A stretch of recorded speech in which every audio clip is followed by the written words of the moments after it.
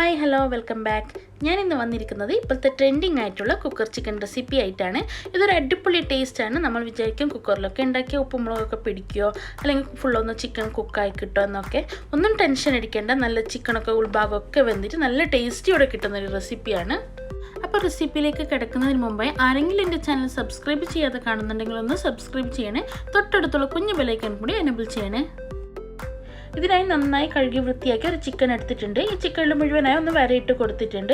നമ്മുടെ മസാലയൊക്കെ നന്നായി പിടിച്ച് കിട്ടാൻ വേണ്ടിയാണ് ഇങ്ങനെ ചെയ്യുന്നത്.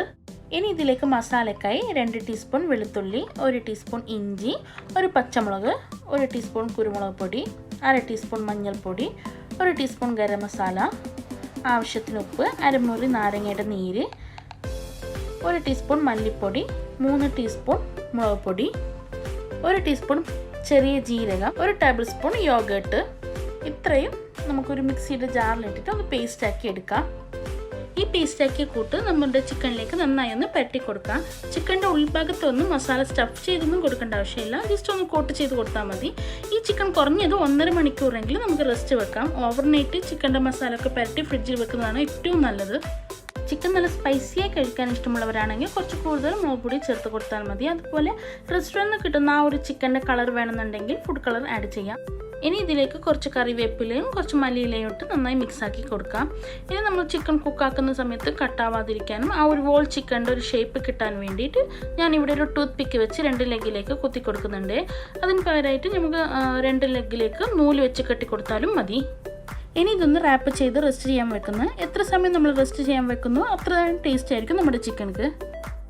ഞാൻ ചിക്കൻ 3 മണിക്കൂർ റെസ്റ്റ് ചെയ്തു. ഇനി നമുക്ക് ഈ ചിക്കൻ ഒന്ന് കുക്ക് ചെയ്തെടുക്കാം. അതിനായി ഞാനൊരു പ്രഷർ കുക്കർ എടുക്കുന്നുണ്ട്. അതിലേക്ക് 2 ടേബിൾ സ്പൂൺ ഓയിൽ ഒഴിച്ച് കൊടുക്കുന്നുണ്ട്.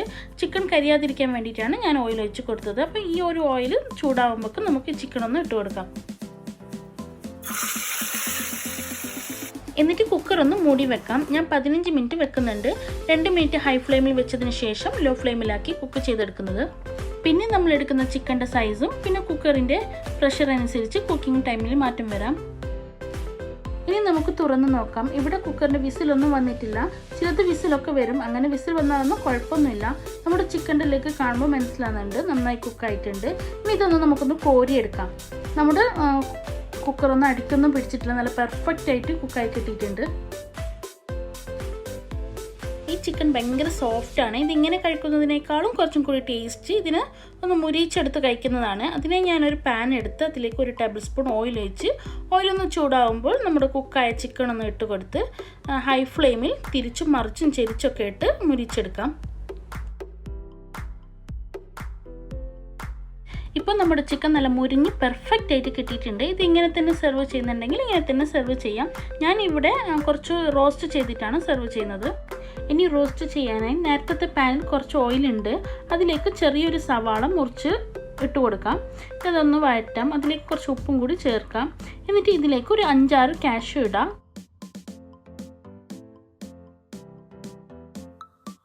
കുറച്ച് കറിവേപ്പില, പിന്നെ ഒരു 1/2 ടീസ്പൂൺ മുളക് പൊടി, 1 ടേബിൾ സ്പൂൺ കെച്ചപ്പും കൂടിയിട്ട് നന്നായി ഒന്ന് വഴറ്റാം.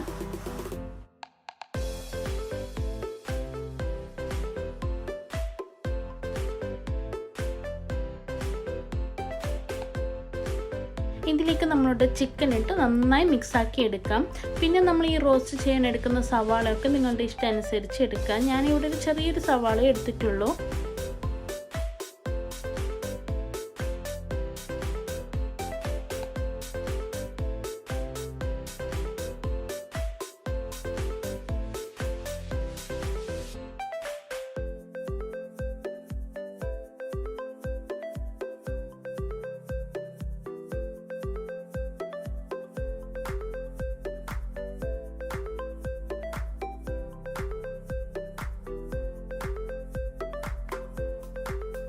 നമ്മുടെ അടിപൊളി ഫുൾ ചിക്കൻ റെഡി ആയിട്ടുണ്ട്. ഇത് ഒരു വട്ടെങ്കിലും എല്ലാവരും ഒന്ന് ട്രൈ ചെയ്ത് നോക്കാം. സൂപ്പർ ടേസ്റ്റാണ്. പാർട്ടികൾക്ക് സെർവ് ചെയ്യാനും ഗസ്റ്റ് വരുമ്പോൾ ഉണ്ടാക്കി അവരുടെ മുമ്പിൽ സ്റ്റാർ ആവാനൊക്കെ പറ്റിയ റെസിപ്പിയാണ്.